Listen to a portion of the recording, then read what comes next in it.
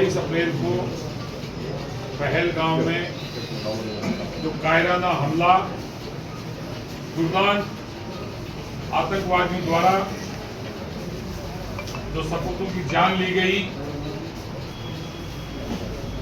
धर्म के नाम के ऊपर छटनी करके जो जान ली गई, उसकी आज की हमारी सीकर की सभा पुरजोर निंदा करती है। और उसके बाद देश में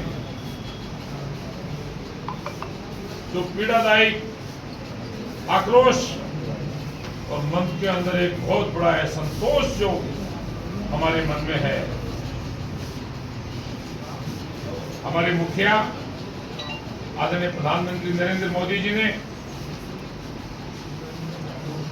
देश के गृह मंत्री जी को मौके पर भेजकर स्वयं ने हाथों हाथ उसी दिन 6 बजे मीटिंग बुलाकर इंडस के ऊपर जो बात कही, दूतावासों के जरिए के लिए जो बात कही, जो रोक की बात कही, अन्य 5-6 योजनाएं जिसमें शामिल हैं, उनका पूरा देश जो है इस बात का कायल है कि भारतीय सरकार ने आनंद फानंद में जो निर्णय किए, वो इतना बड़े निर्णय करना एक शक्तिशाली राष्ट्र का मुखिया ही कर सकता है।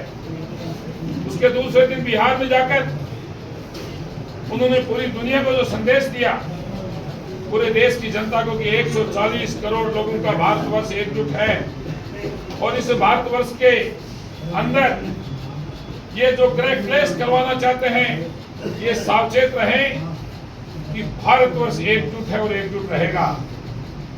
उन्होंने उस दिन अपने भाषण में बिहार जैसे प्रदेश में अंग्रेजी में जो बात कही, यानी पूरी दुनिया ने भी वो बात सुनी। इंग्लिश के जरिए भी ये बात इसलिए कहनी पड़ी कि पूरी दुनिया के देश ये समझ चुके हैं कि अंतिम छोर तक आतंकवादी को भारतवर्ष छोड़ने वाला नहीं है। उनके कैंप, आतंकवादियों की लिस्ट, उनका खात्मा ही इस समस्या का अंत हो सकता है। आतंकवाद का जन्म जो हुआ और आतंकवाद आज जिस मुकाम के ऊपर है, उस मुकाम को धराशायी करना पड़ेगा।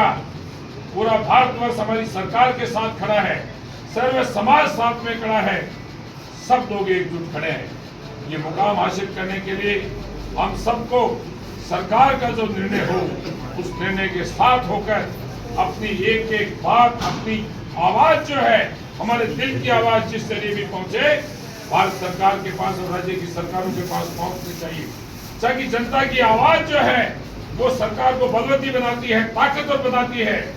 जनता की मंशा जो है वो ये बात का संकेत देती है कि ये निर्णय जो हमने किया है, जनता इस निर्णय के साथ खड़ी है, तो उसका फलीभूत निर्णय का रिजल्ट जो है वो 10 गुना रिजल्ट आता है। हमारे एक एक सैनिक ने हर वार में जिस तरह का जोहर और जिस तरह की बहादुरी और वीरता दिखाई है, वो बहादुरी और वीरता दिखाने का समय आ गया है।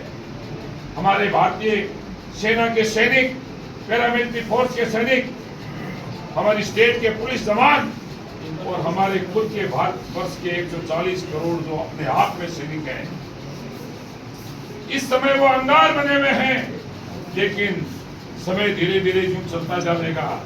हम कमजोर न पड़ जाएं। कई बातें ऐसी होती हैं जो भुला दी जाती हैं।